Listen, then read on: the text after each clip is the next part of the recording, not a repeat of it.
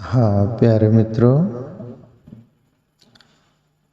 जैसे मैं पहले बोला था कि गोपीचंद और माँ मैनावती के बीच चर्चा हुई और फिर गोपीचंद को वैराग्य हो गया और गोपीचंद फिर गुरु के द्वार पर पहुंच गए हैं और गुरुदेव से जो प्रार्थनाएं की वो आपने सुना। अभी जालंधर योगी नवनाथों में से एक नाथ थे, वो गोपीचंद राजकुमार से क्या बोलते हैं वो अपन सुनेंगे।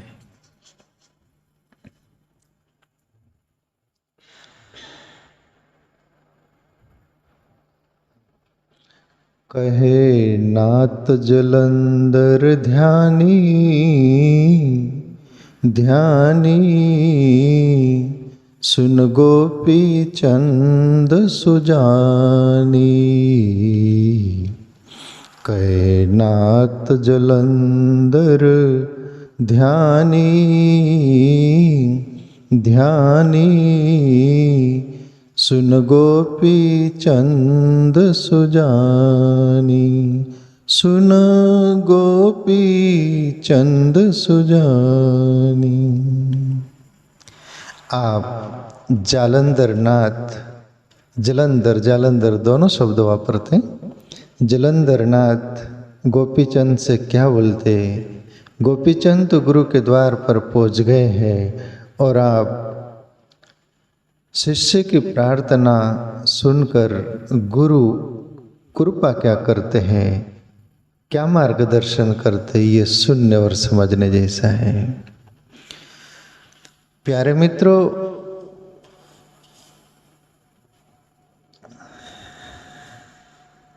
वो एक शेर आता है ना, जिसको अपनाता है उसी को ही आजमाता है, जिसको अपनाता है उसी को ही आजमाता है, खजाने इन्हीं बहाने लुटाता है। कोई भी सद्गुरु कीमती कुछ देगा ना तो तुम्हें झकझोरेगा पहले कि तुम्हारी लायकात सही है क्या, पात्रता सही है क्या। जैसे जोहरी, तुम यदि हीरे के लायक हो तो तुम्हें चुन लेगा और हीरा दे देगा। इसलिए यहाँ प्रकृति का नियम है, या फ्री कुछ नहीं मिलता, हमारी लायकात बनानी पड़ती, जमानी पड़ती है, तब आपको सहज मिल जाएगा। या कोई भी ऐसा सोचे हमें मिल जाना चाहिए, उसको मिल गया हमको क्यों नहीं, नहीं नहीं, उसके मूल्य में देखना उसने लायकात कितनी बनाई है। जिन्होंने भी शिखर छुआ कुछ पाया, उन्होंने पहले बहुत समर्पित जीवन हुआ है, कुछ खोया है तभी कुछ पाया है। अभी माँ के कहने से गोपीचंद को वैराग्य हुआ और जलंधर योगी के पास पहुंच गए और फिर कृपा भी बरसनी शुरू हो गई।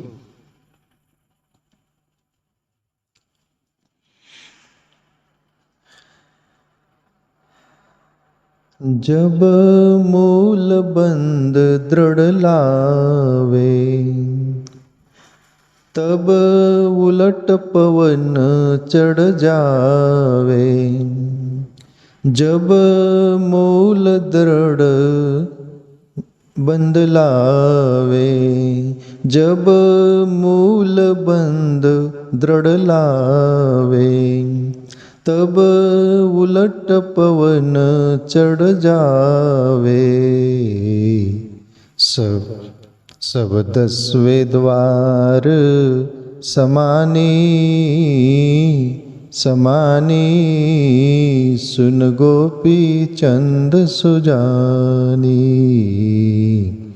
सब 10वें द्वार में समानी, सुन गोपी चंद सुजानी। सुन गोपी चंद सुजानी। गोपीचंद, तुम वो सत्य को खोजना चाहते हो, तुम्हें सत्य चाहिए, जो मैंने पाया है वो तेरे भी अंदर है। और कबीर वाली बात वहाँ बोलो तो, जिन खोजा तिन पैया, गहरे पानी बैठ, मैं बोरी डुबन रही रही किनारे बैठ। शायद जलंधर नाथ तो खुद योगी थे, वो कबीर की क्या बात बोले। शायद जलंधर नाथ पहले हुए होंगे, पता नहीं कब हुए, मुझे मालूम नहीं, पर शायद जलंधर को पता होता कबीर साहब का ये पंक्ति, तो जलंधर भी गोपीचंद से बोलते, जिन खोजा तिन पैया गहरे पानी बैठ। गोपीचंद जो भी खोजेगा उसको मिल जाएगा, और जो खोजने से डर जाएगा वो नदी पर नहाने गया और नहाया नहीं, किनारे पर ही बैठे रह गया, दिन डूब गया। गोपीचंद मूलाधार केंद्र में वो ईश्वरीय शक्ति रहती है और तुमको ध्यान करना पड़ेगा। मैंने ध्यान करके वो पाया है सत्य को, और मैं वो तुम्हें बताता हूँ। जब मूल बंद दृढ़ लावे, तब उलट पवन चढ़ जावे।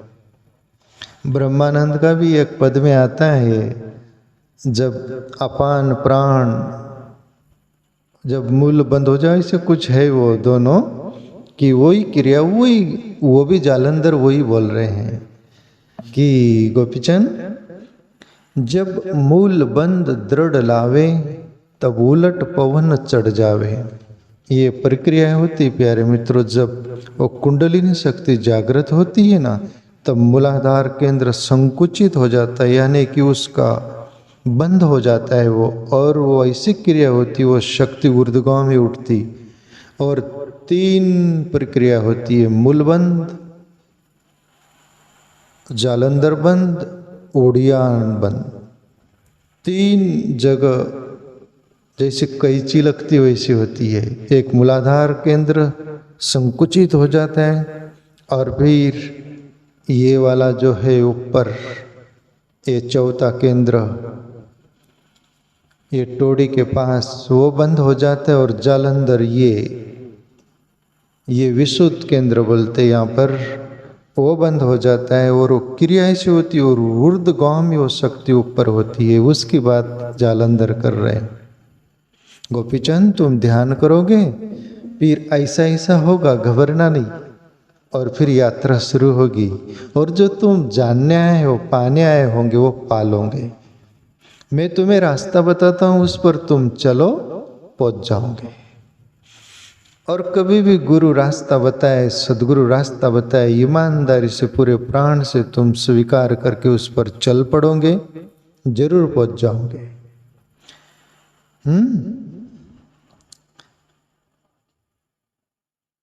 तब उलट पवन चढ़ जावे, सब 10वें द्वार समानी। 10वें द्वार ने खोलन चाहे, गुरा शरण पड़ियो, हिलिए हरि भजवारे, काज बनायो मन मोहन मंदिरियो। 10वें द्वार ने खोलन चाहे तो गुरा शरण पड़ियो, सदगुरु के शरण पड़ जाओ, और 10वें द्वार खुल जाएगा। और 10वें द्वार से जब वो प्राण हमारा निकलता है, तभी जन्म मरण का चक्कर मिटता है। वरना ये 9 द्वारों से जो अपना प्राण आत्मा जीवात्मा निकलते रहता है, तब तक रिपीटिशन होता है, पुनरुक्ति होती है। पुनरुपि जननी जठरे शरणम, पुनरुपि मरणम, पुनरुपि जन्मम, पुनरुपि जननी जठरे शरणम। ये 9 द्वारों में से हमारा जन्म और मरण दोनों चलते रहते हैं, जन्म और मृत्यु। पर 10वां द्वार जो है प्यारे मित्रों, बहुत योगी महापुरुष ही वहां तक पहुंच पाते, और उस द्वार से पसार होकर फिर वहां से मृत्यु और जन्म का चक्कर मिट जाता है, तब तक नहीं मिटता। इसलिए ये जालंधर भी बोल रहे कि गोपीचंद ये क्रियाएं होंगी, फिर 10वें द्वार तक रुकना ही नहीं है, बीच में रुकने की बहुत इच्छा होगी। अंदर शक्ति जो रहती प्यारे मित्र, थोड़ी भी आपको झलक मिल जाने दो। आप जैसे बैठे हो और आप समाधिस्थ जैसे हो जाओ, और आपको यदि मैं पूछूं आप कौन हो, तो आप बोलोगे मैं ब्रह्म हूँ, ऐसी घटना घटती है। एक झलक भी। प्रभु शिव जी बोले उमा से, हे उमा, वो ध्यान में परमात्मा की एक झलक भी मिल जाती तो अश्वयज्ञ मेघ जो होता है ना, वो यज्ञ करते, सोयज्ञ जिसको बोलते हैं, वो भी फीका है उसके आगे। एक झलक मिल जाए तो जलंधर नाथ ये प्रक्रिया बता रहे प्यारे मित्रों, वो तुम्हारे अपने अंदर है।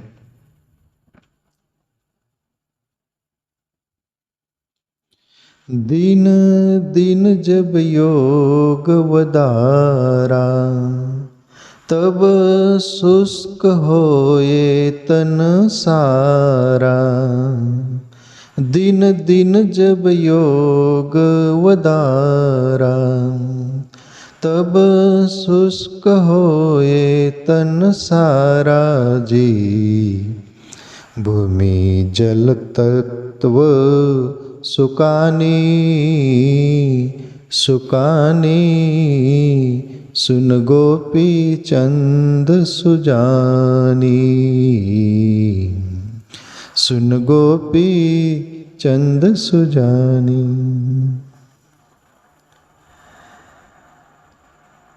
जो सत्य को पाया हुआ वही ये बात करेगा, एरा गेरा नत्तु घेरेगा बस का रोग नहीं है।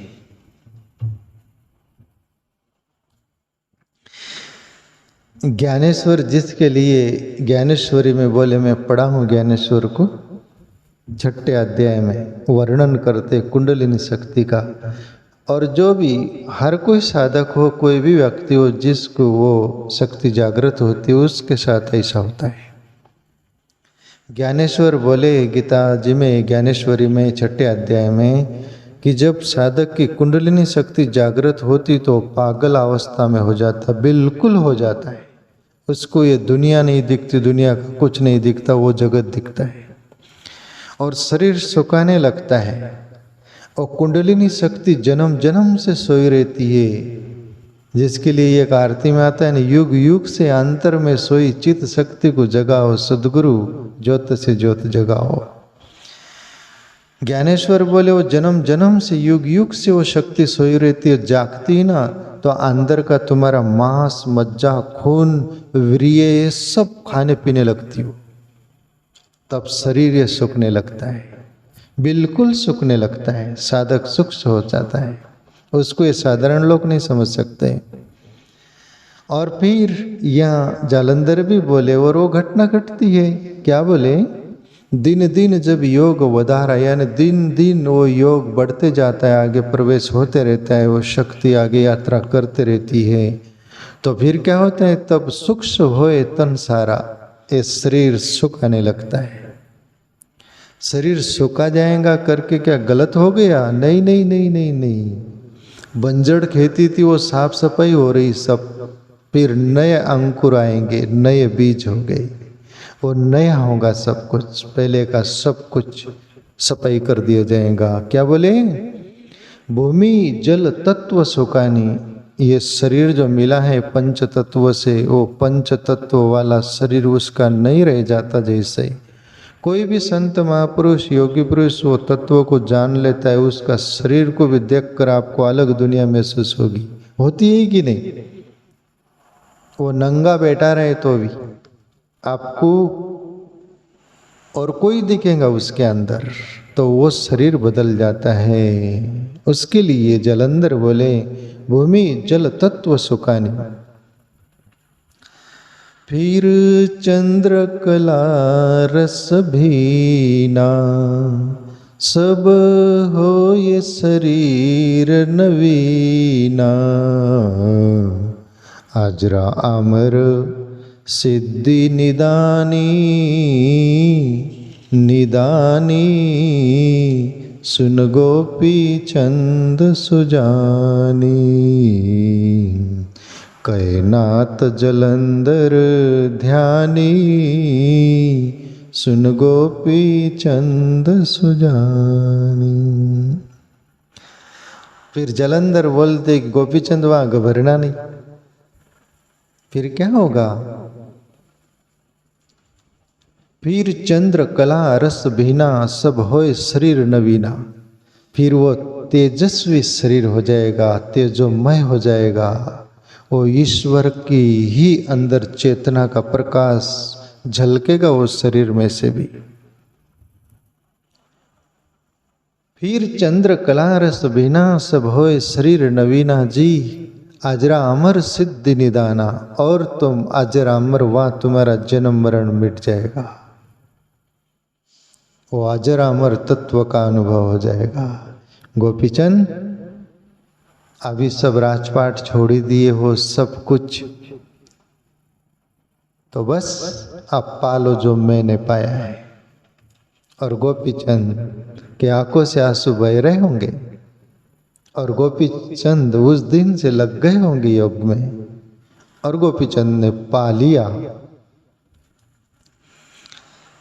मर करके फिर जो जीवे, सोई प्रेम रसायन पीवे। ब्रह्मानंद परम सुख खानी खानी, सुन गोपी चंद सुजानी। कैनात जलंधर ध्यानी ध्यानी, सुन गोपी चंद सुजानी। सुन गोपी चंद सुजानी। मर कर के फिर जो जीवे, सोई प्रेम रसायन पीवे। गोपीचंद फिर ये तेरा शरीर जैसे ये मर गया, फिर नया शरीर मिला। एक शरीर मिलता है माँ बापों से, एक शरीर मिलता है सदगुरु से। और माँ बापों से जो शरीर मिला वो जन्म मरण के चक्कर में चलते रहता है, और सदगुरु से जो शरीर मिला ये शक्ति का अनुभव ईश्वर तक हो जाने के बाद फिर वो नया शरीर, उस शरीर की मृत्यु नहीं होती, उस तत्व की मृत्यु नहीं होती। इसलिए जलंधर बोले मर करके फिर जो जीवे, सोई प्रेम रसायन पीवे। जिसके लिए कबीर साहब बोले मरने से सब जग डरा, मेरो मन आनंद। कब मरियो कब भेटियो जीवन परमानंद। बोले मरने से सब जग डरता है, पर ये मरना तो बोले शरीर का, पर अहंकार से मर जाना, फिर अहंकार की मौत ही परमात्मा में प्रवेश है और वो परमानंद है। फिर गोरखनाथ भी पीछे नहीं रहे, जलंधर नाथ के गुरु भाई होंगे कि नवनाथ में से एक नाथ। मरो है जोगी मरो, मरण है मीठा, तिस मरणी मरो, जिस मरणी मरे गोरख धीटा। यदि मरना ही है ना तो जैसा गोरख मरा ना वैसे मरो। बोले गोरख परमात्मा के अनुभव में अहंकार से मरा, ऐसी मौत मरो। तिस मरणी मरो, जिस मरणी मरे गोरख धीटा। और ब्रह्मानंद एक भजन में बोले जीता मर करके फिर जीवे, बिन भोजन बलधारी। ब्रह्मानंद संत जन बिरला, समझे बात हमारी। खग ही जाने खग की भाषा। प्यारे मित्रों, तो ये ऐसा तत्व जरा अमर अपने अंदर है। ऐसे कोई सदगुरु को खोजो और तुम्हारे अंदर सच्ची प्यास होगी तो एक दिन सदगुरु जरूर हमें मिल जाएगा और हमारी ज्योत जल जा सकती है और हम भी अजर अमर हो जा सकते हैं।